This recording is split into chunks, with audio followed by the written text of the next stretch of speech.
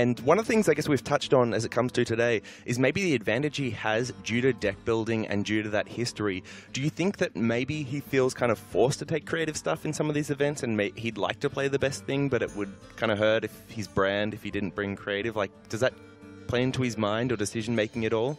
I mean, a little bit maybe, but you know, to be honest, his lineups are always very reasonable. You know, there is definitely a bit of a creative twist to the decks that he brings, but you know, he's never playing anything gimmicky just for the sake of playing gimmicks.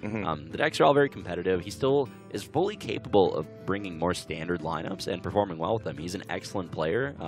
You know, despite what the reputation might be with just the creative decks, I mean, he plays a lot of Hearthstone. He plays it at the highest level, so you know, I would expect some of the decks he brings are more standard lists that are just very proactive and powerful, and you bring them because you're here to win. But, you know, I do expect one or two decks or card choices to be a little bit more unique. So. Now, the class we haven't touched on so far that they're bringing is Mage's Rogue, which has got through the bans. How has Rogue kind of changed so far initially, you know, I guess post-patch? Yeah, I mean, Rogue was known as one of the strongest decks that you would commonly see in tournament play because it was proactive and powerful. Tempo Rogue mostly would be the list that you would see, but at the same time it wasn't as broken as Raza Priest or Druid, so you wouldn't really see it get banned out much. So I actually saw a lot of Rogue games, and I think that trend's going to continue, right? I think Rogue is a deck that was powerful before the expansion. It got a couple new tools, especially the new 0-mana 5/5, the Corrosive the Creeper, the Corridor Creeper. Yeah. So I wouldn't be surprised to see more of that card getting played, but yeah, we're jumping right into the games, and it looks like we have a Warlock Mirror match to start off. And these both look like slower Warlock decks, so have you had a chance to play much kind of like control slower Warlock so far? Yeah, I mean, there's a lot of options with how to build it, to be honest. There's a lot of tech choices. I remember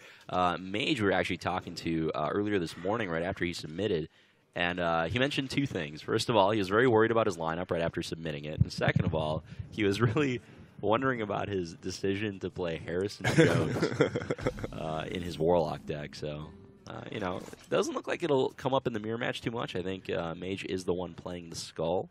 Yeah, so tell us a little bit about the Skull, because that's a card that I guess was a lot of people said probably isn't good or isn't going to be playable post-release, but here we are, game one, and we found it in a deck already. Yeah, I mean, so the Skull is, you know, legendary Warlock weapon. It's very slow because the turn you play it, you don't get any immediate impact, right? You're not getting the demon at end of turn. You're getting it at the beginning of your next turn. So in a matchup like this, Control Warlock versus Control Warlock, you're not going to get punished as much for giving up the board for a turn by playing the Skull.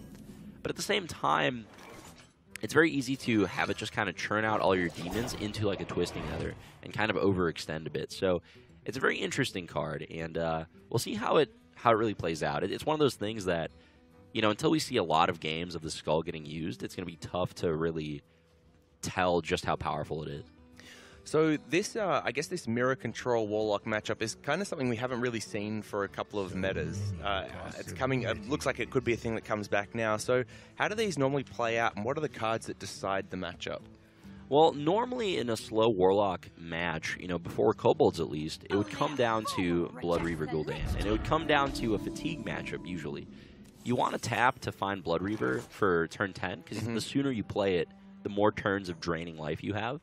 But at the same time, you don't want to life tap too much because, you know, once you have the Blood Reaver, you just don't want to fatigue first. Yeah, you get into that fatigue, right. Yeah, so cards like Twisting Nether are incredibly impactful because they just allow you to clear the board, and they're just so powerful when you are on that fatigue line. Cards like Stonehill Defender that we sometimes see also are very powerful in this matchup. I mean, it looks like Mage is playing a single copy of Twisting Nether, and Jackie's playing 0 copies. It's going to be interesting to see how that pans out. I mean, there's a lot of very swingy card choices in both of these lists, right? Yeah, very much so the case. I mean, the Hooked Reaver I think we saw in one of the mulligans there for Jackie. Like, that's one of those cards that if you can get that out pretty early, 4 mana, 7/7 with Taunt, that's crazy. Then exactly the Blood Reaver Gul'dan that you've already talked about. The Void Lord, which you've seen, seems like a card that if you can kind of like cheese that out early, can get a lot of work done as well. Is there anything, I guess, looking at the list so far that you really like or dislike? I mean, where do you start? You know, there's so many high-impact choices here. We see Master Oakheart here coming out of Mage's list. And that's a card that pretty much forces the Twisting Nether or forces a board clear. If Mage ends up getting that card in this matchup, it's going to do so much for his odds of winning, because Jackie doesn't play a board clear capable of dealing with it. We see both players running Rin, the first Disciple, so... And we just saw that hit the board there for Jackie, so why don't you run us through what Rin does, because that's the new Warlock Legendary, and it's got a really unique ability, right? Yeah. Death Rattle gets you a seal, or at least it would if Mage didn't silence it with that tech choice. But yeah, basically it gives you a 5-mana seal that you can continue casting and getting bigger and bigger demons, kind of like the Jade effect, right? The first one's a 2/2, I believe, and then the next one's a 3/3, then a 4/4. And eventually, after you've cast the card roughly 1 billion times, you get a 10-mana 10/10 that destroys your opponent's deck. And in something like a Fatigue, well, a matchup that would historically go to Fatigue, getting those extra cards back in your deck's really useful, right? Right, yeah. I mean, the question is, can you cast 40 mana worth of curses before you're already in Fatigue? That's really the challenge. But both players are bringing it. Both, are optimistic about Rin. And honestly, a card like Rin might be a little bit too slow for like a ladder metagame, but in tournament play, having this powerful, unique effect that just goes over the top of whatever your opponent's doing can be very strong. Now, the Skull of the Man'rai that I guess Mage just took a little bit of a gamble of bringing, because effectively in a meta where weapon destruction exists, that card is way too slow and way too weak, as what you're mentioning. But it's already managed to pull out 14 mana worth of cards, which is amazing. Yeah, it definitely is. It's an interesting card. I see it as being very powerful against mid-range decks, because getting a big mana boost like that is relevant. But against aggro decks, losing the board for 5 mana is definitely a pretty big drawback. At the same time, though, against Control, if you're playing Skull, a lot of times you would have had the time to just hard cast those cards anyway. So it really depends, but it's definitely been very high impact here. Oh, wow. It pulls out another 7 mana, so that's 21 mana worth of cards it's already pulled out. And now he's got the Gul'dan in hand as well. This is looking pretty good for Mage right now. That Gul'dan draw is so important. I mean, that is just like the most important thing. The fact that you get that card on turn 10 is just the strongest thing you can do in this matchup. So you can see Mage here, he has the option to life tap, he has the 2 mana, he has the option to play the Kobold, and he's going to choose not to, because now that he has the Blood Reaver, he just doesn't want to draw any more cards, because now it's a fatigue game. He understands that I have my only card that matters, I'm going to slam it on turn 10, and I'm going to try to life drain as much as possible to kind of burn my opponent's resources throughout the game, and force him to play cards into my Blood Reaver. At the same time, though, Jackie has the Blood Reaver himself. And a couple of unique choices. We haven't really seen a hooked Reaver. At least I haven't seen that, even on ladder. In a control list, I tried it in Zoo a little bit, and it was actually kind of impressive. But in control, it's kind of like, reminds me of Molten Giant back in the day. Yeah, it's effectively like a interestingly designed version of the Molten Giant. We have to get below a certain health title for it to be usable, and then I guess the cool thing or the flexibility about the Hooked Reaver is you can play it in like an aggro list, because you can still drop it on 4, and yes, it's not optimal, but at least it's the card you can play, and the Giants kind of have that downside, so it's a really interesting card design. Absolutely. It's we see both players playing the new Spellstone out of Kobolds. Definitely a card that helps Warlock with a couple of the weaknesses it had, which is big minions and lack of life gain. But honestly, I love this new Control Warlock. Just the play style of it feels very good, right? You're not just ignoring the board for the early turns, but you're playing these impactful cards like Vulgar Homunculus. You're playing Kobold Librarian, Mistress of Mixtures. You're a control deck that can actually win the board early in a lot of cases. And we just saw a Mage use one of the new cards in a very interesting way. So that's the Amethyst Potion or Amethyst. Spellstone, what are they called? Yeah. Spellstone. Yep. So yeah, Mage was holding on to those Kobold Librarians, one, because he didn't want to draw, but secondly, because he was able to use both of them to then power up the Amethyst and then use it to clear the board, which, the downside is that draw, but at least he was able to keep that tempo and keep pushing when he otherwise probably didn't have a great turn. Yeah, absolutely. It was very important. I mean, one thing to note is I believe the players, I don't think they see each other's deck list beforehand. They don't know what each other's playing. They're playing blind, I'm pretty sure. Right. So, I mean, that's actually pretty important, because, Mage might not be expecting the Hooked Reavers out of Jackie's deck. It might walk into them a little bit. And, at the same time, what's really important is knowing what cards your opponent doesn't have. So if Mage knew that Jackie does not play Twisting Nether, that's just insanely valuable information. That makes you play the game in a completely different way compared to how you would if you knew your opponent had that card. So And one of the reasons, by the way, that I think that they're playing blind at the moment is because Mage would have played out the Harrison Jones for a tempo at some point if he knew that a weapon wasn't being played by Jackie. Absolutely. Which he's not. Yeah. Well, we see Gul'dan, the first one, coming down here for Mage. It's just what a board that summons, you know? Jackie at this point, deep in thought, wondering why am I not playing Twisting Nether in my deck? What am I going to do about this 40 power on my opponent's side of the board? So I think with Defile, he can actually clear most of the board here. You put the you put the Defile into the Abyssal Enforcer, and then put the 2/3 into one of the 1/3s, and then I think that chains all the way up to kill everything but the 3/9 at that point. Gives you a 1, 2, 3, 4, 5, 6. Yep, that is incredibly powerful. World's best Defile. Jackie's going to be careful, though. Wants to make sure he does the math correctly here. Oh, and that's even better. With the Amethyst, he's actually able to clear off, I think, most of the Void Lord as well. Yeah, the Amethyst lets you clear the first half of the Void Lord, and probably most of the 1/3s as well. I believe the way it stacks, you're still going to get all 3 Void Walkers out of it, though. Oh, this is a much better way to do it. Yeah, I mean, it's kind of the same whether you do it before or after. Oh, yeah, doing it this way. Right. Yeah, you actually kill the Void Walkers. What a strong turn, wow. Yeah. Gets the board clear off. Just going to play the minion as a 4/4. You know, Jackie also realizing, I already have my Blood Reaver. I don't need to be life tapping right now. And isn't that funny? We're wondering, like, how's he going to get the clear with that Twisting Nether? And Defile is just so strong that it can still find ways to do that to the board. Especially with the new, like, single target removal that the Amethyst has allowed Control Wall. Right, yeah. I mean, you know, at the end of the day, it's not about can you clear the big board. It's still about the fatigue, right? It's still about, you know, who draws more cards throughout the game, who can actually deal with all of the opposing threats. And just the fact that Mage has access to Twisting Nether, that alone is just incredibly valuable just as a resource for dealing with what your opponent has. And also, I mean, this is worth noting, Mage still has his Rin, right? Like, Jackie is not playing a Spellbreaker. And this Rin Death Rattle might be very relevant. So looking at Jackie's list, effectively, his biggest problem is he's running out of threats now. I think his Void Lord hasn't been played, but I mean, it's not a great offensive tool per se. It's much better on the defense. And he really doesn't have anything else now that the Rin's been silenced to actually help close out this game. Right, Jackie at this point is running a lot of mid-range and cheap minions. He has like some board clears with Hellfires, but you know, it's not very high impact in a control mirror match. At this point, Mage is in the driver's seat. He has these high impact ways to deal with Jackie's board, still has his Twisting Nethers. His Blood Reaver came down first, but you know, it's not a huge edge. Most importantly, he just has Rin.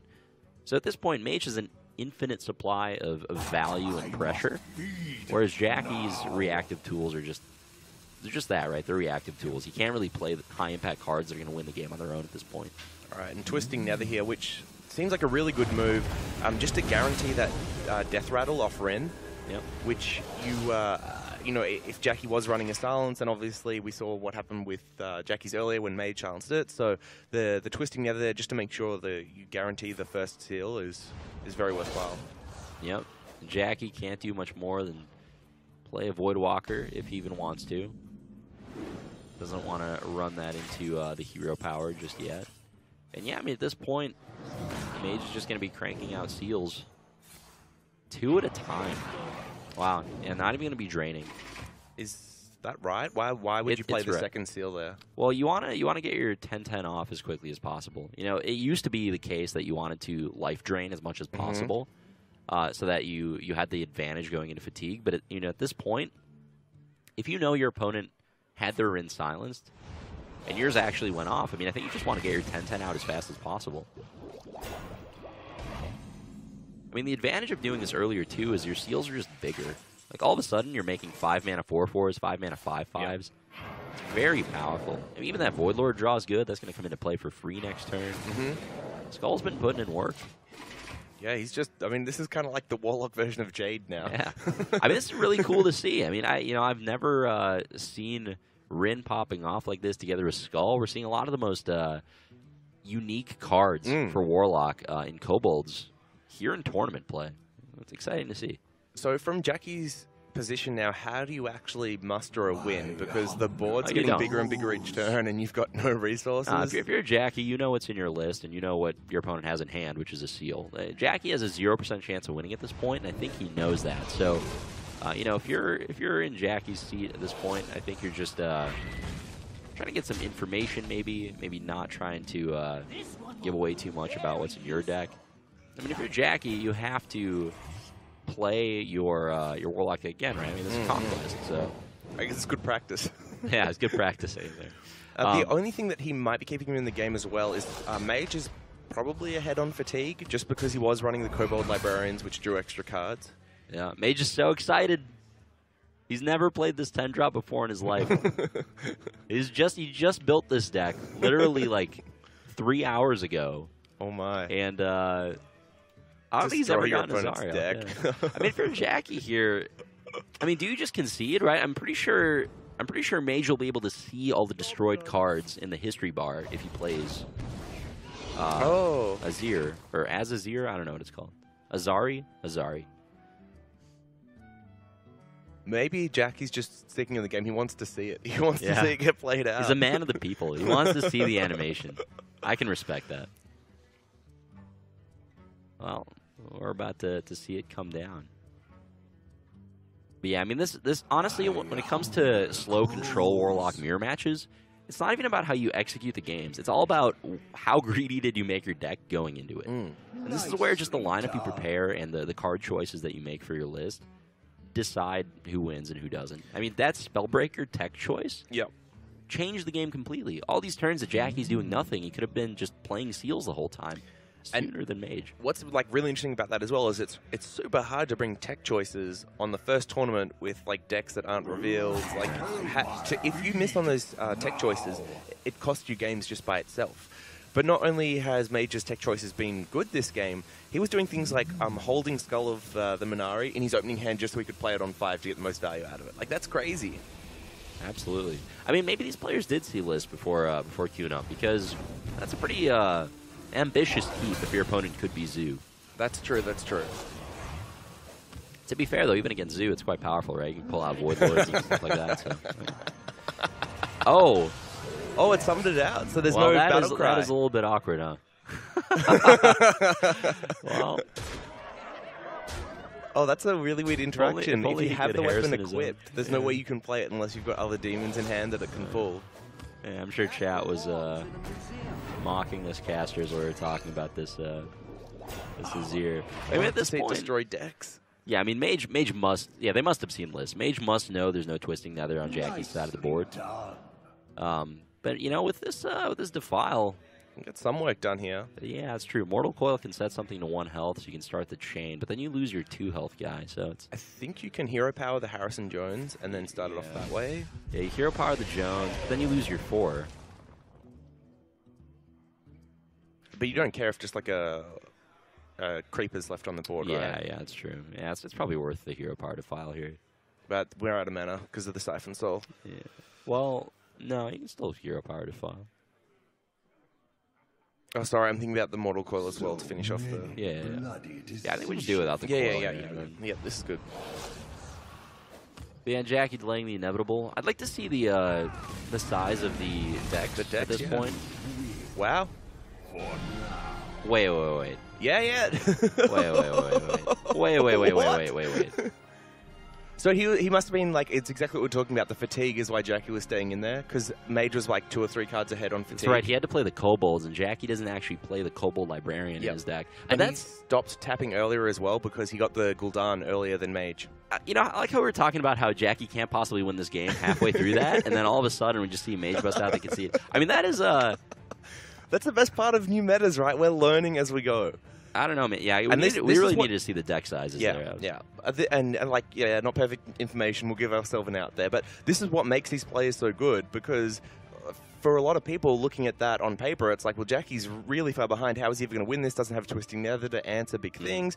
And then he's just staying in there, just playing casually, draws the Defile at the right time, clears out the board. And Mage's tech choice that got him so far ahead actually cost him the game because he wasn't able to play the Azari to break the deck and seal the win. Yeah, that Skull definitely punishing him there. Double-edged sword.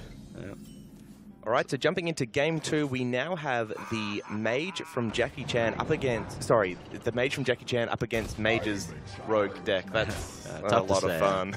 So here we see one of the most exciting tech choices you know, we're seeing an old deck, Tempo Rogue, an old favorite, but at the same time we're seeing the Corridor Creeper, the brand new Kobold's neutral card that we're seeing in a lot of aggro decks here on ladder nowadays. And this is a stack choice thing we're going to be seeing a lot of moving forward. It's a bit of a high roll card, right? You need it in your opening hand. It's not a great top deck, but it's so powerful in all aggressive lists when you do get it early.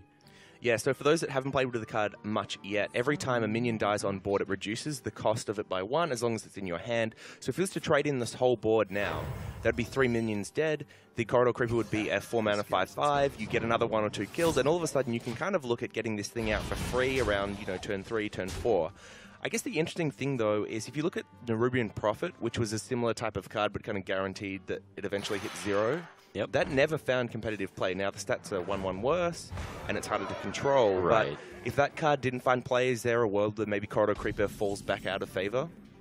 I mean, I don't know. Honestly, it's high variance. You do need to draw it earlier. It's still okay as a top deck, unlike the Nerubian, as like on the 2nd or 3rd or 4th turn. You will still get it off eventually as a 0-cost card. I guess the thinking is, you know, it's only really bad as a top deck super late game. At that point, you can just pay the 7. Yeah. But, yeah, this is another cute interaction. 3 mana 5/5. That's just super strong. That's right. It's much better than hero powering and doing nothing for a while. You don't need to play it for 0. Getting just like a 4 mana 5/5 is reasonable. Now, looking at Jackie's deck and his hand, we haven't actually talked about it much, but it looks like he's running one of the new kind of like big spell control mage lineups, and it's unfortunately been very awkward for him so far because he's kind of got nothing playable these first few turns outside of that Raven. Right. I mean, that's kind of the nature of the deck. I mean, big mage is an archetype that we saw a lot of tools being introduced to kobolds for. It's a deck that just absolutely didn't exist before kobolds, and Jackie is... I mean, that's just very ambitious. He's rocking just the new archetype, you know, without having too many days to really play test it and know, you know, is this high tier? Is it just like a tier 4, like, weak deck that was introduced? Nobody really knows yet. But he's just like, you know, I'm going to bring it. Let's see what happens. The cool tool, I guess, for this deck now, which I'm really interested to see play out, is the Arcane Artificer, I think it is, which is the 1 mana 1/2 elemental that gains armor every time you play spells. And it was kind of one of the tools that Control Mage was lacking. I mean, it had the ice blocks and it has the life gain of Frostlich Jaina, but this is just kind of like another way to bridge your health total until you get there. So I'm hoping we do get to see that play out. Absolutely. I mean, the strongest tool, in my opinion, that this deck got is Dragon's Fury, which is a new 5 mana board clear that reveals a spell in your deck and deals damage equal to its casting cost. Now, for Jackie, unfortunately, he didn't have it here because Mage didn't play around it too much, right? He could have replayed the Swashbuckler. He chose not to. But if Jackie could clear the board here, this would be a very different story. Instead, he's going to have to buy some time, try to, you know, have Meteor do some work here for him. But, okay, so he's going to set up the Flame Strike rather than trying to double ping the 3/2. He knows that the next couple turns are not going to be spent hero powering. They're going to be spent playing Meteor. So... pretty reasonable play from him. Mage now has to decide, you know, do I want to put this Cobalt into play? Do I want to commit more to the board? He recognizes, you know, Jackie could have that Dragon's Fury still and just be choosing to bait more minions out. Ooh, is that the Scroll of Wonders? That's it, Deck of Wonders. That's the new card. So that card itself shuffles 5 mana spells into your deck, and then when you draw it, it casts a spell randomly. Is that right? That's right, yeah. Yogg-Saron reimagined. Very fun card. But yeah, Meteor's going to come out. Meteor's just a phenomenal card. And honestly, here we see Arcane Tyrant. This I think is just one of the most powerful new tools. I think we're going to see a lot of Arcane Tyrant and a lot of different archetypes moving forward. Yeah, it's exactly like the Corridor Creeper in the sense that all of a sudden you're cheating out big minions that are really great for tempo swing. So it's kind of like the Mage version of the, you know, like it's the spell version effectively of Corridor Creeper. Yep. Man, that Swashbuckler outcome has just been phenomenal. That Cult Sorcerer, I mean, the spell damage is so relevant this turn, being able to, you know, clear the 4/4 and still keep the pressure up. Now, we can see him mousing over the Spiteful Summoner, which is a new card. That's a 6 mana 4/4. The battle cry, I believe, is to reveal a spell from your deck and then summon a minion equal to that spell's cost. Yep. So in a deck like this, where you're running a lot of high mana spells, from what you can see with his hand, it wouldn't be uncommon to pull a 6-7 mana minion off the back of it. And especially once you shuffle in like a Deck of Wonders, you've got so many minions coming out. Yeah, I mean, Jackie at this point is getting worried. His life total is dropping very low against a very aggressive deck. And, I mean, this Karen Blood Oath is not an easy minion to get rid of. And 2 of them are even harder to get rid of. Molten Reflection getting rolled right here. That's exciting stuff. Sometimes you're just ahead on board and you get that card, and it's a very different game. But Cobalt Scalebane doing what he does and being just a little bit better in a lot of scenarios. I wouldn't be surprised to see Mage drop that just for the sake of getting a little bit more damage than a second Karen. But I mean, honestly, second Karen has to be better. You can roll your Scalebane buff onto your 1/1, which would just be pretty weak. Polymorph's a consideration too, but all right. I mean, I guess the thinking here from Mage is that my Karen is probably not dying. I can just copy it next turn. This is a very important turn here. The fact that he chose to do that. This is not an easy turn. And this is the stuff that Mage strives for. He was talking about early on that the thing that he likes is like these really difficult turns that are kind of like maybe there is no right answer to perfectly get. But the fact that you have to spend 90 seconds figuring out what that is and making the best play, those are the things that are more satisfying regardless of whether you win or lose, is like figuring out that one turn that can decide the game. Yeah, absolutely. You know, I think Mage's thinking here is maybe I just want to copy my South Sea deckhand and get a little bit more burst damage. From hand next turn, Mage has enough to pop Jackie from an empty board, which is why he decided to save the Molten Reflection here. And that's actually a very heads-up play, right? He's recognizing, look, I have Jackie pretty low anyway. It's not like Karen's easy to get rid of. Let's just guarantee that I have a way to pop Ice Block, even if he freezes the board. So Jackie there tries to roll a taunt effectively off the spell and misses, and that is going to be the game right there. As you pointed out, Mage has more than enough damage from hand, so this is going to be a quick leveler 1-1. Yeah, great play from Mage here. And, yeah, just Tempo Rogue, one of the strongest decks before the expansion, still performing excellently with, you know, just off the back of Corridor Creeper. Yeah, new tech choice. Now, I guess strong. The thing that's really interesting so far looking at Jackie's 2 decks is they're both very heavy control decks. So I get the feeling that Jackie maybe thinks the field is bringing a lot of aggro, and then he's going to do like control decks with a lot of anti-aggro, and that's going to be what gives him an edge. And unfortunately it didn't work out for that game as he kind of drew awkwardly. But is that what we're thinking looking at his first 2 decks so far? I mean, yeah, his lists have been very interesting. You know, I'm going to be looking to see if this Mage deck can get a win, because this is a deck that, you know, while it does have a lot of powerful options and a lot of new tools, we haven't really seen it dominate on ladder yet, right? We haven't seen anybody hit rank 1 legend with Big Mage. I haven't even seen it be too popular on ladder after the first half of a day on Kobolds. But it's a deck that's just, it can do such broken things, right? So I think part of the reason why we might not have seen it yet is the deck is actually quite complex to play, and even those that played it last meta, like it wasn't easy. So it was a lot of fun for people to watch, but necessarily they didn't want to try it out themselves. Now the thing from Jackie is he did actually have a fair few early game tools that would have helped with that matchup, but just didn't draw them. So he's got the Arcane Artificer, which we talked about, which is the 1 mana 1/2 that can give you armor when you cast spells. Would have been very useful for that game. Absolutely. He's running 2 Doomslayers and unfortunately didn't hit either of those. He's got 2 Frost Novas. We saw one of those come out, but unfortunately the second one would have been very useful. And then the Tar Creepers as well, which is like the classic anti-aggro card. So despite running, you know, those kind of like 8 anti-aggro cards, he only saw 1 of those in that game, which is probably part of the reason why it looked as one-sided as it did. Yeah, absolutely. I mean, and Dragon's Fury. I mean, just Dragon's Fury is maybe the best card in that Mage deck. To not get a 5-mana board clear just really sent him behind and made him take a lot more damage than he wanted to. And despite all that, he was only like 1 turn off getting to Jaina anyway, you know, and getting very close to stabilizing on the back of that. So maybe a little bit unfortunate that he wasn't able to get there that game, but it'll be great to see how it plays out. And to be honest, we saw so much Rogue in the last meta. I'm kind of glad that one won and is out of the way. Yeah. Well, I mean, the nice thing about watching Rogue games is that, you know, you only have to watch for about 7 turns and then they're over. But, yeah, players are trying to decide, what am I going to queue next? Big Mage from Jackie. Big Mage from Jackie? The largest Mage. Well, like, yeah, when people talk about big decks, they talk about, like, big creatures, but this is kind of like Big Mage in the sense that it's big spells. And that's kind of, like, fun. That's new. That's different, right? Yeah.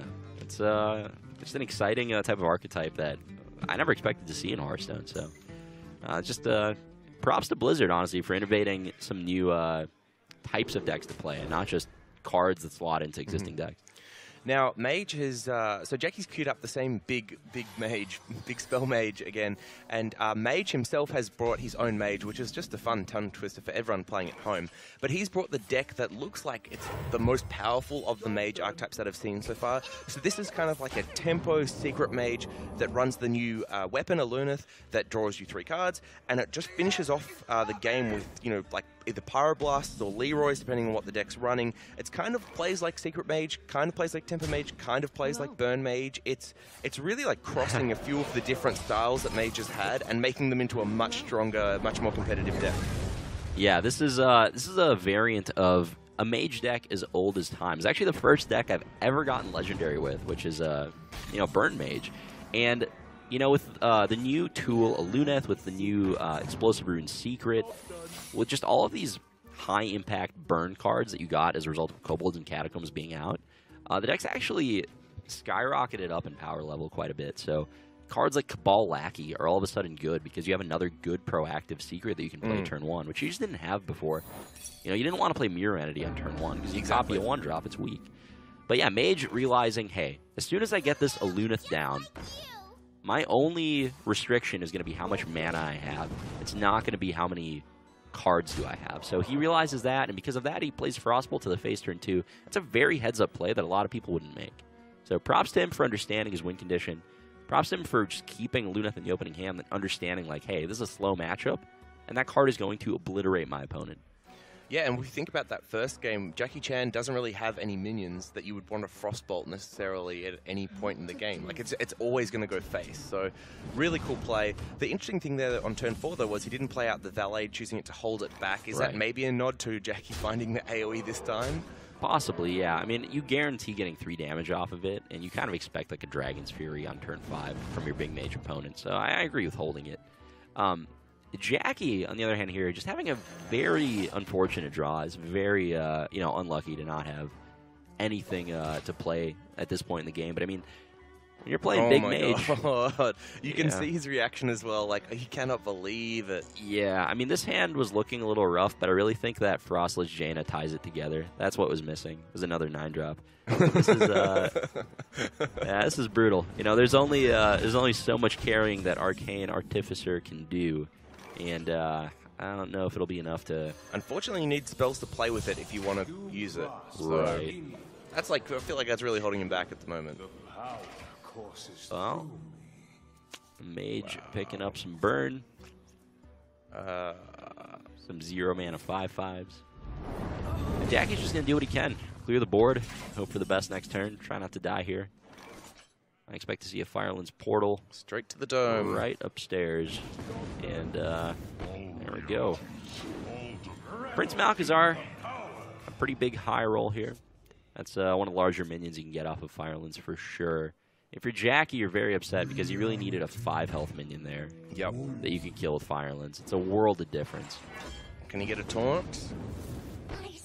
Yeah, that's just very unfortunate. I mean, everything that could go wrong did go wrong for Jackie here, and you got to feel for him.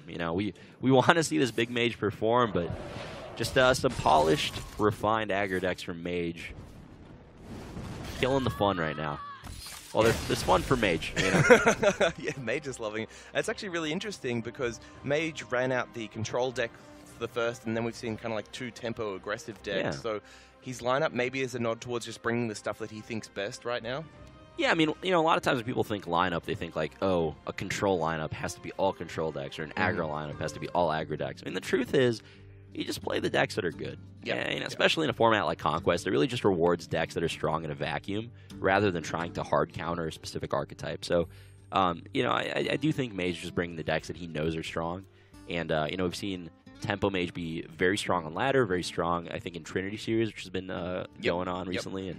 And, Yeah, I mean, that's why I think we're seeing a lot of Tempo Rogue and Aggro Mage out of him. Both of those decks have performed very strong in tournament so far. So I thought everyone would bring those, as well as some type of Priest. But getting into Game 4 shortly, now the last deck Mage has to win is that Control Warlock, which you saw lose in Game 1. Jackie's still got that Mage, and I think on paper, just the big spells and the value would have to give it the edge over the Warlock. What do you think? It's tough to say. I mean, this Mage deck, it definitely looks like one of the weaker lists so far between the two players, but you have to admit Jackie has not been drawing well. The deck is much better than these draws would have you believe, and I just want to see how it performs against a slower list. We'll see. I mean, the thing about Conquest, unlike Last Hero Standing, right? You can't just get carried by one deck that's excellent. If that Warlock deck by Mage, which is the deck he was most worried about after submitting, he mentioned that backstage.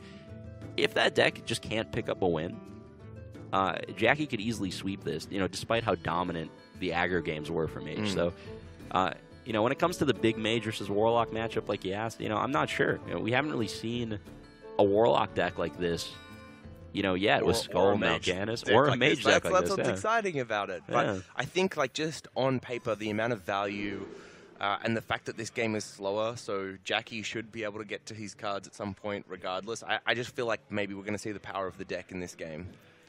Yeah, honestly, I would give the edge to the Mage deck. And the reason is not because of the new cards. The reason is Frostlich Jaina. If the game goes to a point where both players have dealt with each other's threats, they're both playing like a attrition resource game, the Mage deck cannot lose to fatigue. Jaina beats Gul'dan heads up, and it's very likely to come down to that. Mage used to not be able to deal with a lot of large minions. That was one thing it could not deal with. That's why getting the extra health potion out of Kazakis was so strong against them. Yeah. But nowadays they have access to Dragon's Fury, and that card's going to let Jackie deal with a board full of demons off of Gul'dan, and I wouldn't be too surprised to see Mage take this one. At the same time, though, this Warlock deck can put on a lot of pressure. Skull Mal'Ganis puts out pretty large threats pretty quickly, and that's something that if Jackie doesn't draw Dragon's Fury, he might not be able to keep up with. Now, we've seen from Mage, he was, I think, even contemplating whether or not he still taps on turn 3 there. That's how early he is about, worrying about the long game and fatigue.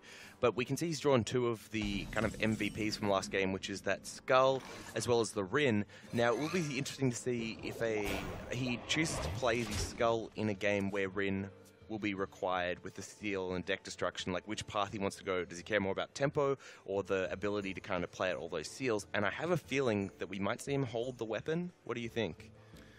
That's tough to say. Did he keep it in the mulligan? I kind of missed out. I don't think so. I think the only thing he kept in the mulligan was one of the kobold librarians, and then he drew the weapon and the other kobold off the mull. Or maybe it was the elemental and the...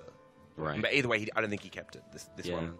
Yeah, I mean, it's tough to say, right? It's a card we haven't really seen be played in control matchups yet, so it's hard to judge what the impact of it is going to be. I mean, here into a Doomsayer turn, it's pretty tempting. Run it out, guarantee board presence next turn. Yeah. Jackie must be feeling absolutely awful. This game, he's got both Doomsayers, the Frost Nova, he's on the coins, we can point at stuff, he's got the dragons. Where was this draw against aggro? Yeah, I got to feel for him. I mean, to be fair, though, it's okay to have a weaker draw in a matchup like this because both of you are going to end up drawing 20 cards of your deck, right? Your opening hand matters, but it's not, too important.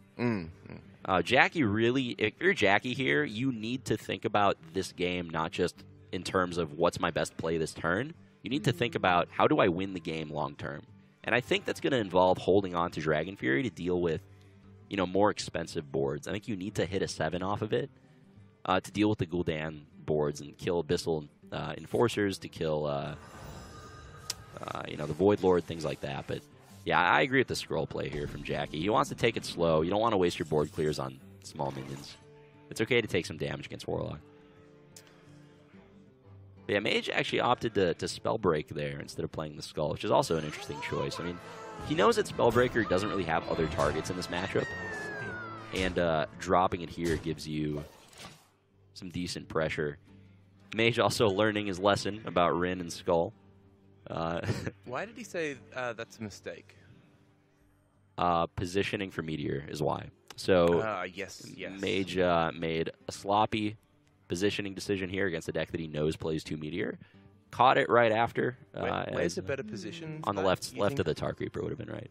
So, what? So then the Tar Creeper? Yeah, I guess so. Yeah. Yeah. But very common. I mean, at least he acknowledged it. You know, it's what I do is just put on a stern face and nod like that was intentional. We're baiting the Meteor out. But props to him for catching it. As is often the case in Hearthstone, though, there is no justice. Jackie does not have the Meteor.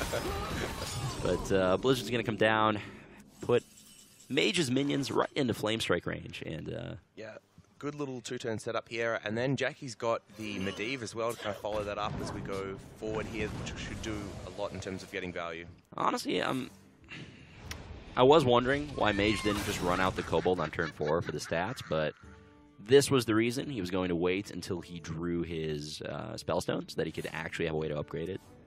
And it's a really interesting thing we've seen from him both games now that he's part of this deck. He's not as keen to draw with that card as much as he's just to use it for damage to upgrade the Amethyst. Yeah, I mean, it's a heads-up play. I mean, especially when you're playing against Mage, you know that 2 mana is going to take that minion off the board. And you just want to make sure that you're getting your Spellstones to do what they should be doing.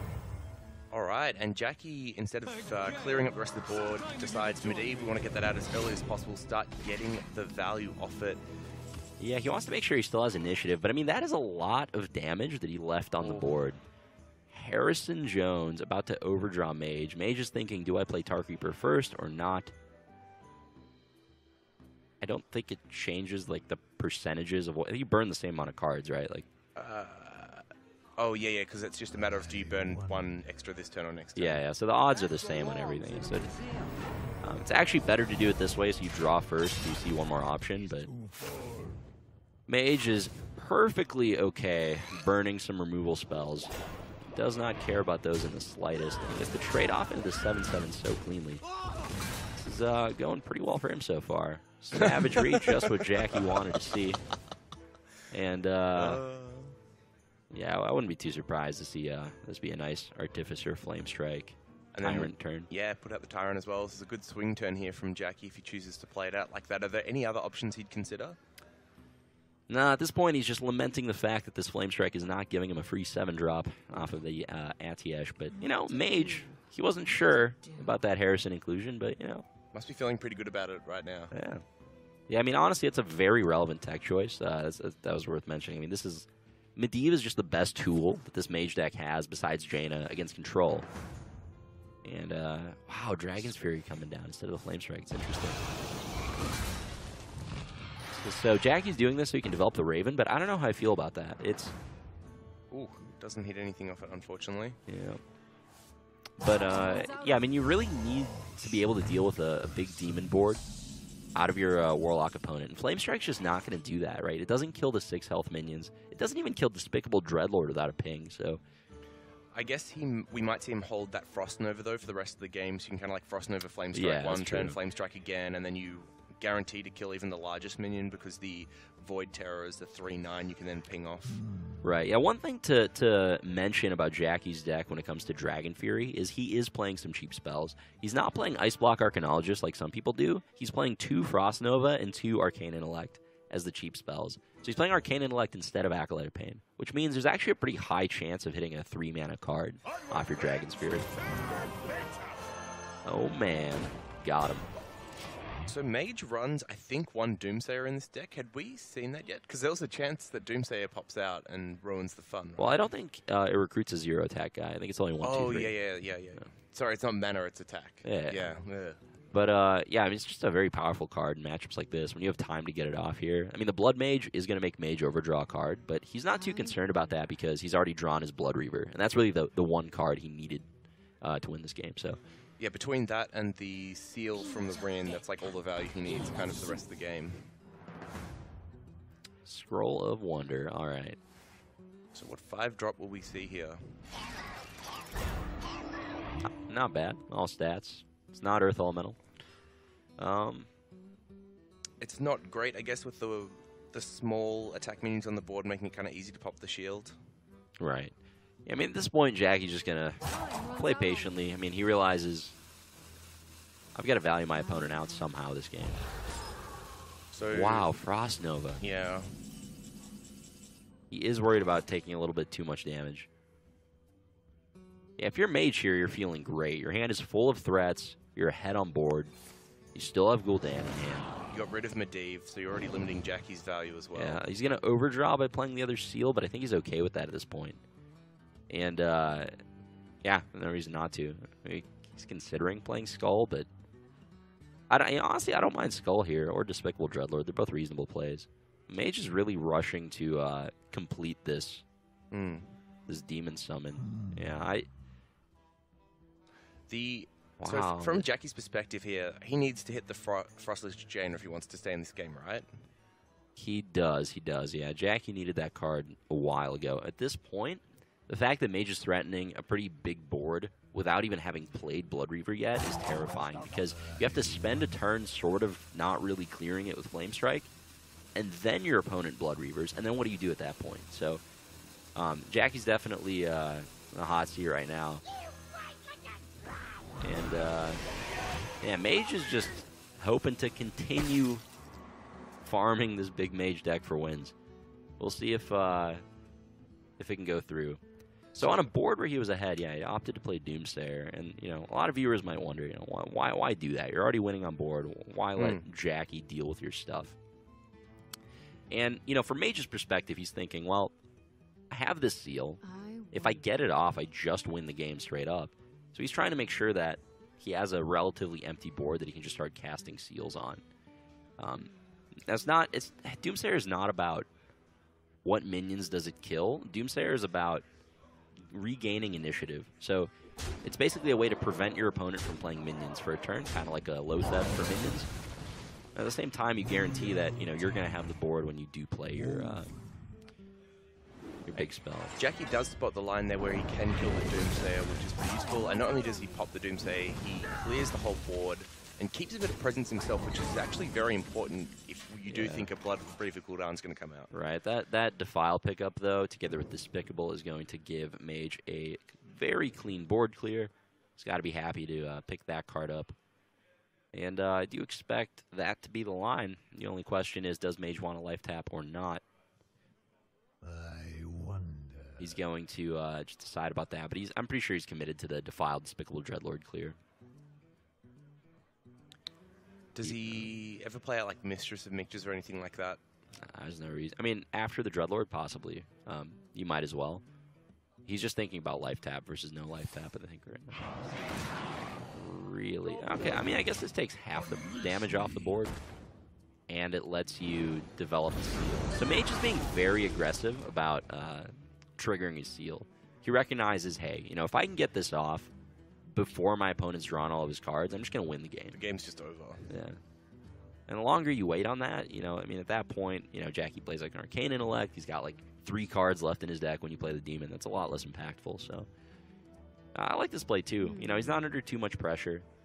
Jackie doesn't have Pyroblast or Fireballs or that much burn, really, so.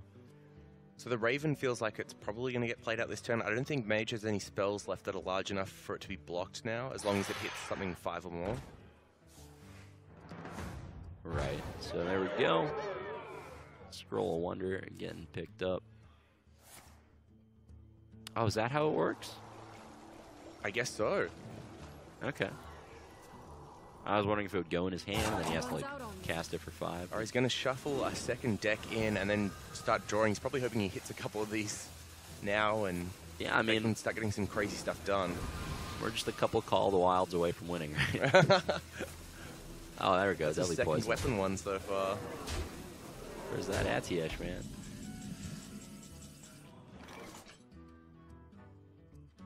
Alright, so Mage is going to think about how little can I do in addition to 2 seals without dying. And, yeah, he's gonna realize, you know, if I just make trades like this, my opponent's not gonna be left with too much. Playing the second Dreadlord is gonna stop him from overdrawing.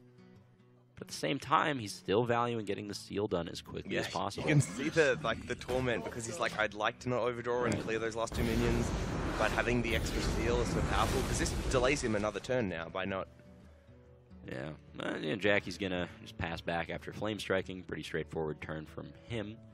Are you sure he doesn't Firelands Portal? Like, is he not holding on to the Flame Strike for a Gul'dan turn? I mean, you have Dragon's Fury for that. The Frost Nova Doomslayer is never going to work. He knows that. But, I mean, Mage just has too many spell removal spells between Siphon and Spellstones. But, yeah, I think you got a Flame Strike here. I mean, there is something to be said for, like, Firelands Tar Creeper. I guess it is a little bit awkward to Firelands in the future. So, yeah, you're right. I mean, that play might be better. It's still awkward, though. Like, you're leaving 8 power on the board, and... Yeah, it's not perfect. I think the Tar Creeper really makes that a little bit better, though. Yeah. Oh, okay. Well, we have a plan now. All right. So this is, like, just so unfortunate for Jackie if you think about it. He hasn't been able to draw on Jaina, which he did the first 2 games, and now his spells are hitting taunts, which he wasn't able to do the first 2 games. It's like complete reverse of how we would have liked these series to play out. Yep, and drawing all the 9 drops in the opening hand would have been kind of okay in this matchup. But, yeah, Jackie recognizes I want to put some pressure on my opponent's life total. Try to win the game that way. And this actually has slowed Mage up a lot. Like, he knew what he was kind of doing every turn and just playing it out. But now he's like, do I actually want to develop seals, or do I need to get health on the board? And Gul'dan is a way of doing it. This isn't an optimal turn to play Gul'dan, but he's going to do it anyway just because he is actually now worried a little bit about a life total. Yeah, good play from Jackie, forcing Mage to switch up the way he's playing. But, I mean, if you're Mage, you can't really complain. And now the Flame Strike does so much more work than what we were talking about previously, so the line from Jackie is... Oh, man, that's not bad, actually. Oh, okay. Cabal Courier's good. Done. Yeah. All right. No impact. Oh, we're popping off. Ooh. There we go. Get some +2/+2. Oh, wow. Oh, let's go. All day. Oh, that's really good. He doesn't have to ping now. He can now... Wow, did he just 5 for 5? Oh, no, he got Dinomancy. Oh, no. Oh, man. Mind-breakered himself. Okay, so the cool thing that happened there was the Tidal Surge hit the Dreadlord, so he doesn't need the ping to finish it off now. So we can still Flame Strike and Cabal Courier this turn, or mix it with the Tar Creeper, but the Cabal Courier makes sense, get something a bit more offensive. The options there aren't really great. Well, it's Shimmering Tempest into another deck of wonders. Let's go. All day, all day. We need some beasts this game. How do we get more beasts? Discover and infest. That's the plan here. So the... Bishop, if he was to choose the Bishop, has he played many things that he'd actually want to revive? Because if you're ahead on board, even things like Doomsayer aren't very good, but this is one of the ways he does have to pressure Mage. Right. Yeah, if you're Mage at this point, you're just wondering, how can I stabilize the board without taking too much damage, right? A lot of people would have played the Abyssal Enforcer here. They want the 6/6, but Mage realizes my win condition here is my Rin, and just wants to use Defile so he doesn't take any more damage to avoid getting burned out. Well, this time Skull is not going to mess up the Rin, but we might actually get to see was it Azair? Azir? I never remember the name of the demon. Yeah, well, we'll find out what it comes down to. Azari, the Destroyer. Azari, that's what it is. Yeah.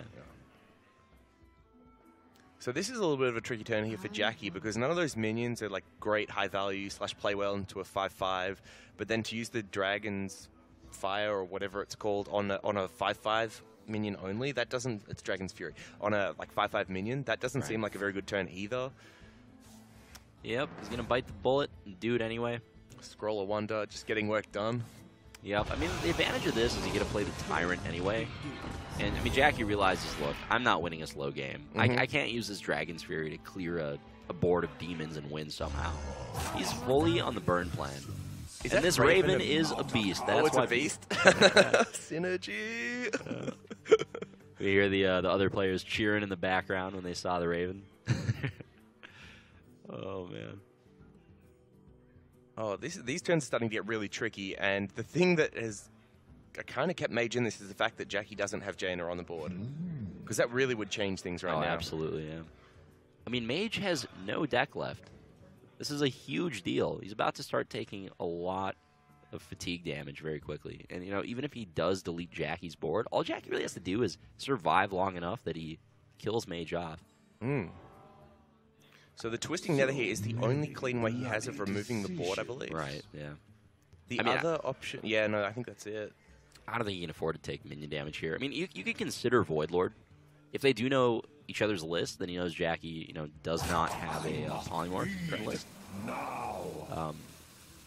Personally, I mean, with perfect information, I think the Void Lord's a little stronger, but you couldn't fault him for Twisting Nether either, right? Like, this leaves him with no answers to the Dragon Caller, if Jackie had that, but it is a clean clear for one turn. I guess the other thing from Mage's perspective is he does want any minion he puts on the board to survive as long as possible. But that like oops there, I guess he probably realizes that he should have played it. Right. Well, Scroll of Wonder getting revealed. That's decent. Yeah, solid stats. 8-9 with the stats on the board, spread over 2 minions. That's that could be quite difficult for Warlock to deal with. So, yep. Jackie's just considering, do I want to drop the more. Star Creeper now? The onus is kind of on Mage to play things. So Jackie doesn't have to commit more if he doesn't want to. I think, though, he will spend probably the rest of this turn trying to figure out what's in hand, because he's seen all of his deck twice now. So he should know what's left if he's been keeping good track of it. I don't believe Artificer works with Scroll of Wonders getting cast. I don't think that has synergy with anything like Gadgets In or Artificer, but he's going to play it anyway. Wants the stats. Just putting pressure on the board. Yeah. Abyssal getting played at the fairway. I mean, this game looked so good for Mage, and now it looks kind of on the back foot. No, trust me. All Jackie has to do is not die. Ooh. That's pretty good. That's really good, right? Because he can now... it comes back to hand, so Oh, he it can keep does playing come back to hand. Wow. And that, yeah, That's this is so insane. cool. And the Meteor gets work done this turn as well. That's insane. So he can involve his 6-mana minion. He can evolve 10 times. He What a won't, though, card right? to scroll into. He won't. Surely he won't. Because He might. I mean, Meteor's still good later. Oh, that's a good card. Do you want to keep going on top of that? Yes. Let's Yeah, get some let's go. Ysera's. Let's go. I mean, you could evolve the 4-mana 3/6 Let's instead. get a beast. Yeah. This will downgrade the stats almost Because guaranteed. he knows that there's a Siphon Soul left, so he doesn't want to commit everything into one minion. So I guess spreading it and then Meteor clearing is Yeah, like you can really strong. Yeah. Yeah. I mean, you keep going. There's no reason not to keep going. You're not going to play Doomsayer this turn. We want a beast. Let's go beast. Ooh. Oh, that is a beast as well, right? Yeah. So now you go Meteor pass. But then you're vulnerable to the 3 damage. I would evolve it again. I don't know. If he does that, then... Oh, and the Elemental ends up getting cleared because of the Amethyst as well. So evolving again is the Please best get line. a charge for justice. All right. What a crazy turn. Oh. What is this game? Oh, now he can't clear. Well, I think what stage the- is the Spellstone on it? I don't think it's at greater. I think it's only been charged up once. So that's the 4 or 5 damage, is it? Is it 357? I think it's 357. All right, Void Lord's coming down. Meteor again. Yeah, Yeah. let's do it. Yeah, I mean, Jackie's here to bash. He's That's the just strategy. pushing pace. And what's really interesting is that we could see early in the game, Mage was trying to develop that seal as quickly as possible. And now Jackie's got him in a position while he can't really close out with what's in hand, he's stopped Mage from finishing the game by creating that deck destruction tool. Mage would have obliterated Jackie had he just never played Rin this game. Like if he just played Demons out and played like Gul'dan, Jackie would have gotten run over with no chance to win. But because line of play Mage ended up taking, which, you know, in most control matchups would have been the best, Wow. he's getting punished. And now we finally have the draw from Jackie, which has been, I guess, delaying this whole game for. Yeah. Gets rid of that useless hero power, gets a minion on the board, and he's up at 44 life when Mage is in fatigue. It's so important. Yeah, I mean, drawing either Jaina or Dragon Caller was going to win Jackie the game. Mage needed to mill both of them with the Demon in order to win this game. There's no way to undeath knight yourself with Scroll of Wonders. So this is crazy, man. I mean, these players are playing so fast. We haven't even gotten to like properly analyze or react to all the stuff that's happened. But this game has been absolutely insane. Like. So much fun. Like this is, I think, the coolest thing. I hope this meta does still have some space for like slower, like weird combo spell decks, because they're just so much fun, and the lines. And I guess the thing for me is there's more ways to win. It's not a linear deck system anymore where you just kind of like play things out tempo, and if you get there, you get there, and if you don't, you don't. But like Mage has obviously had different ways that he could have won this game. One of them you're talking about, just play out demons, then play Gul'dan. The other, which he kind of hedged his bets and tried to go for, was the Rin way, and that hasn't paid out. So those like choices make for much more interesting games. Yeah, absolutely. Mage is wishing this skull was literally any other card in Hearthstone. He put it in his deck for control matchups, drew it, and decided not to play it ever because it misses with Rin. But had he played it, I think he actually would have run Jackie over. So it's kind of, I don't know, it's interesting. Like the deck choices and the gameplay decisions that both players made here were just so key. Jackie realizing Mage really wants to play this 10-10 demon. Let's play this Doomsayer now, so that he does not get the stats off of it. That's just checkmate, because Mage fatigues in 2 turns. He can't get the Azari down this turn, which means there's no way he's ever going to run over Jackie with the damage. I mean, yeah, he gets to clear Doomsayer, clear the board, so... But yeah, I mean, there's no way he's going to deal 40 damage. With those cards in hand, yeah. Right. Oh, this battle... Got him. Yeah. Got him.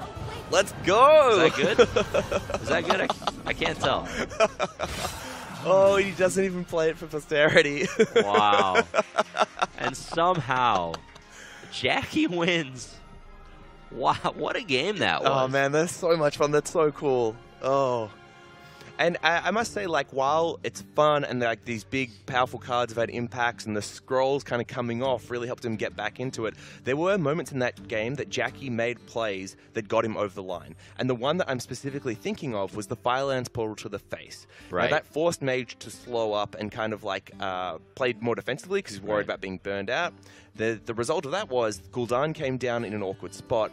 Jackie was able to use the Flame Strike to clear the board, and he wouldn't have been able to do that otherwise, as you were talking about, right? Flame Strike was never going to clear one of those boards, but just the way that Jackie kind of forced Mage to play defensively in a position that he was so far ahead was what got him back into that game and eventually got him the win. So really cool play combined with some really fun decks. Yeah, you really got to give props to Jackie there for recognizing that he just wasn't going to win through the fatigue route at that point and just switching gears into being very aggressive. It wasn't just the Firelands play, but it was also when he decided to play out a bunch of minions and play Frost Nova like aggressively rather than clearing the board. There's a turn where he played like Arcane Tyrant after like a Dragon. Yes. But yeah, just really playing for tempo repeatedly. And once he realized, the attrition route's just not going to get there. That's really what enabled him to come back and win that game. So just really excellent game so far. I think both players have been playing very well. Mage's lines have actually been very well thought out and make a lot of sense from his perspective. But they actually lost him this last game. You really got to wonder about some deck inclusions like Skull of Minari. This game is actually going to be playing it out.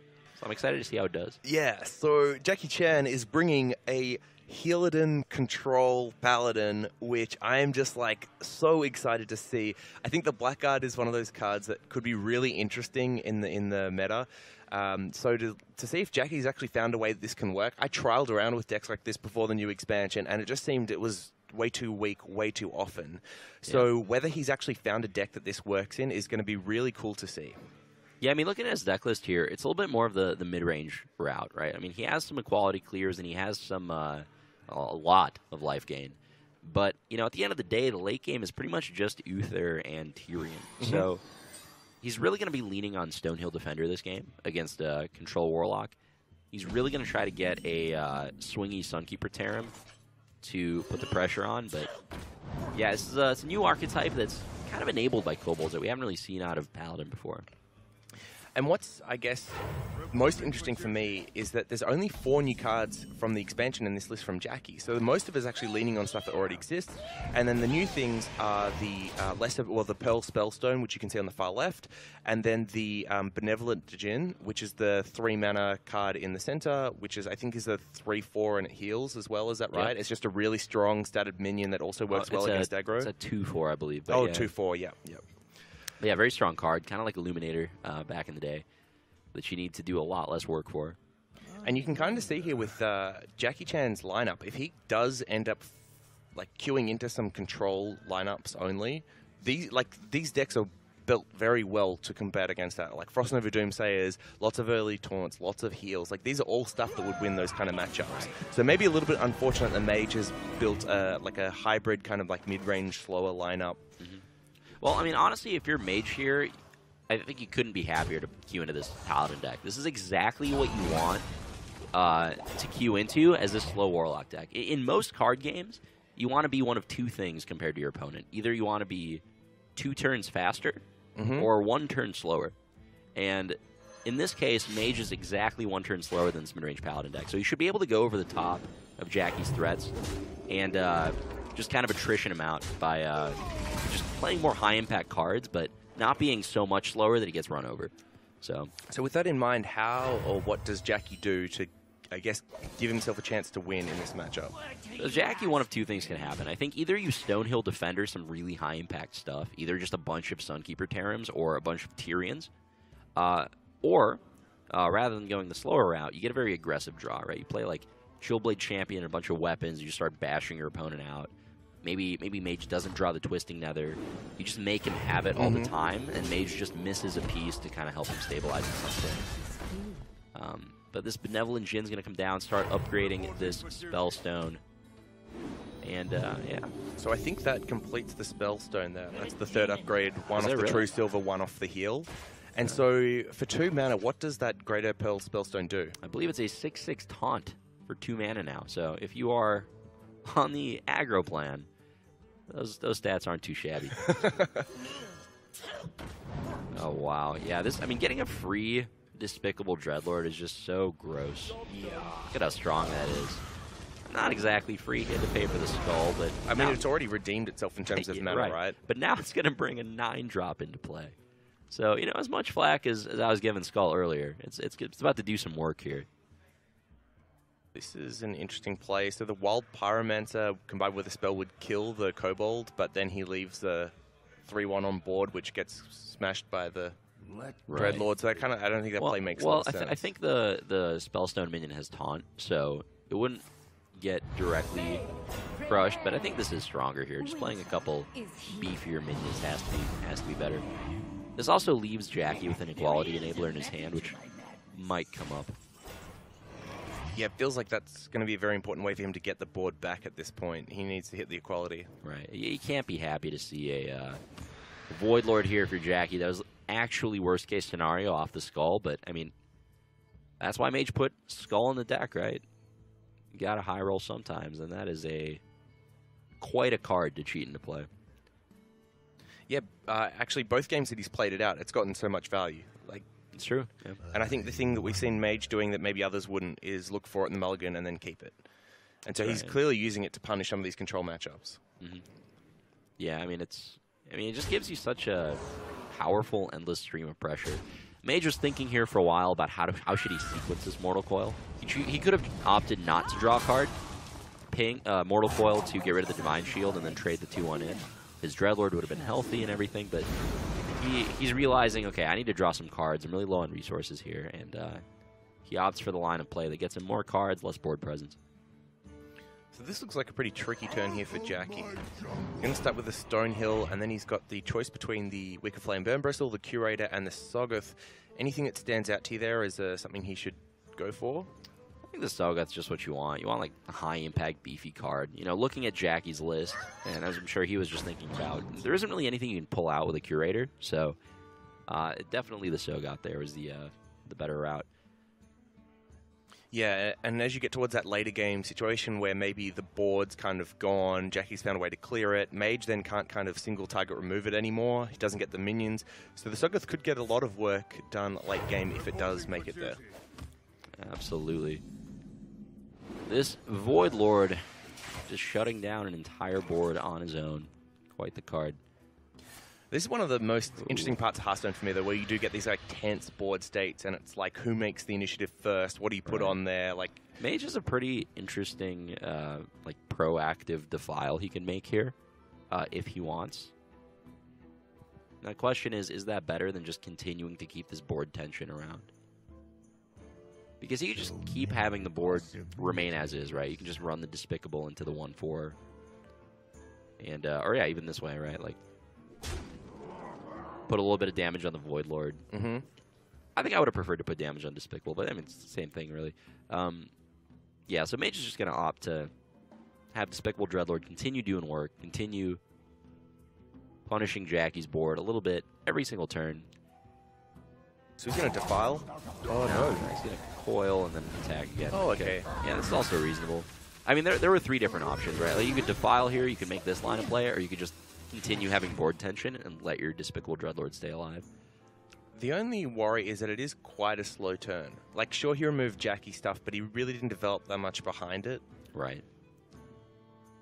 Yeah, if you're Jackie here, this is just kind of the common scenario with Ragnar's Lightlord. It's so good against aggressive decks with a burn plan like Mage, in that it can just win you the game on its own. But then when you're playing it against, you know, more controlling decks, it's basically a bad War Golem. So the Sunkeeper coming out here, which I guess makes a lot of sense. Going to buff up the board.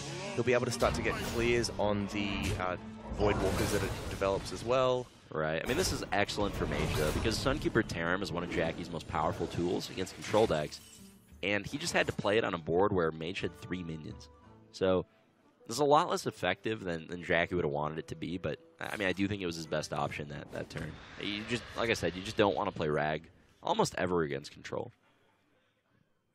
Yeah, one of the things for Jackie is he does have so much other value in the hand with the Light Lord and the Soggoth, which I guess is probably the reason why he was happy to throw a Sunkeeper, just to kind of keep like some presence on the board, some fight for it, and you know, just with trades here, he does end up ahead.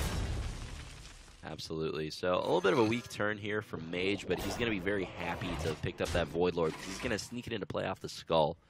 Drawing that Void Lord does mean that he's not going to pull it off of Master Oakheart. Yeah. But not a bad pickup either way. I mean, either way, you end up with a Void Lord in play. Yeah, so I think the other 3 drops that you can pull off of the 3... Actually, I don't think there's any other 3 attack minions, because the Tar Creep is a 1/5 when it comes to play, so that was it. He's not going to get anything out of it. You don't play any other ones because you want to guarantee that you pull it every time. Exactly. This is actually a pretty solid Abyssal Enforcer if Mage wants to go that route. Yeah, it seems like it. He's got no other way of kind of getting into those 3/2s. Yeah, honestly, it's not that bad to life tap in a matchup like this. It rarely goes to fatigue.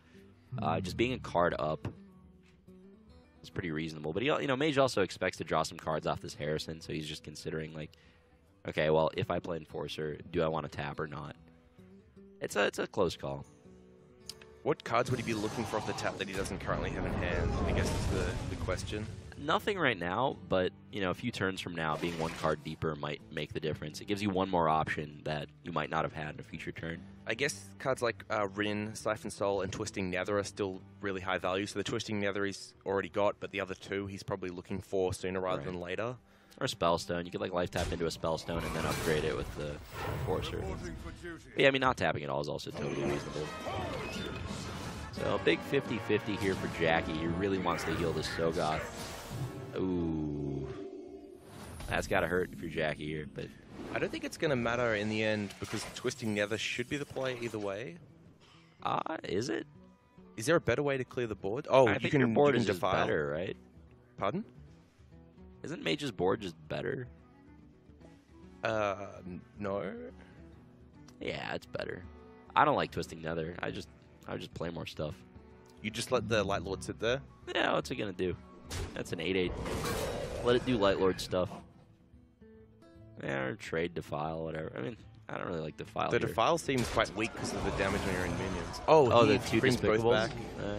That's kind of cute. Well, Well, that's definitely better than Twisting Mother. This forces Jackie to have an answer as well. Oh, no, there's he only one pulled. despicable. Okay. Wait, has he played 2 and only brought back 1?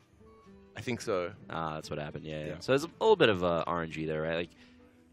Like, there's a world where he doesn't bring back one of these other demons and he gets both Dreadlords, but even in this scenario, right, it's not the end of the world. You're still very incentivized to quality clear for Jackie, but he doesn't even have the equality. So Now, the other awkward thing for Jackie here is he has drawn that blackguard, but it only activates off healing your own face. So the fact that Light Lord last turn healed himself rather than a minion means that he actually can't use it this turn with some of his heal abilities to start clearing off things on the board. right, I mean, this is the most common problem with the card. I actually love Blackguard. It was one of my first cards in Knights of the Frozen Throne that I was building a lot of decks around, but it's yeah, this is just too common of a problem. You need to play so many weapons in order to keep your own life total low, so you can keep healing yourself. But, I mean, in this scenario, Jackie's facing such a massive board that Blackguard wouldn't do enough to really catch him up anyway, so. Now, the interesting thing there for Jackie is that he chose not to play out more minions that turn to contest. He wants to take face damage so he can activate that Blackguard in the next couple of turns. So you just see the hero power pass, which is so weak when your opponent just revived a whole board full of powerful demons. I don't know if he wants to take face damage, but he's about to take face damage. It's inevitable. He's preparing for the inevitable. Yeah, this is going to be a large number. Straight to the face. Mage is going to clear off his lower impact minions, let Despicable Dreadlord keep doing work. Might as well drop Homunculus, why not?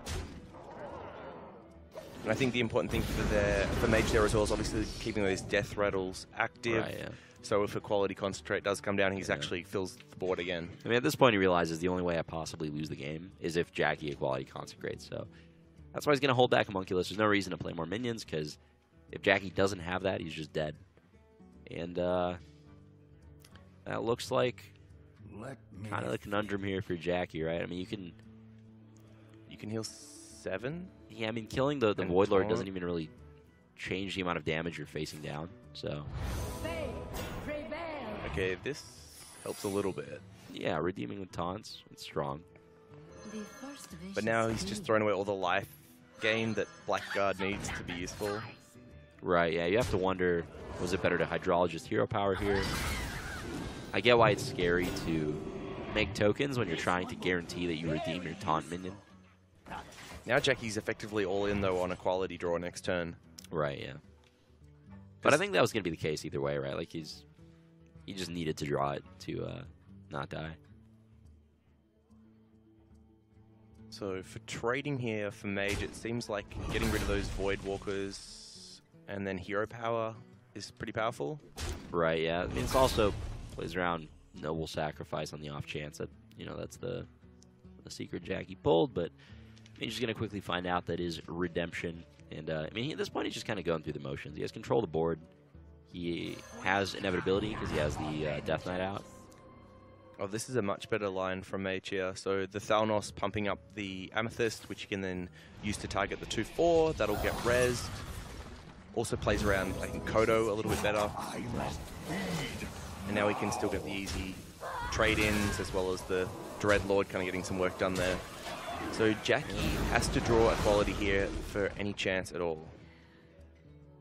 Absolutely. Well, Tyrion, I don't think is going to be enough to prevent lethal, and looks like Mage is going to take it off the back of Jackie, just never seen an equality. So, and that's it. Mage takes the series off the back. 3-2.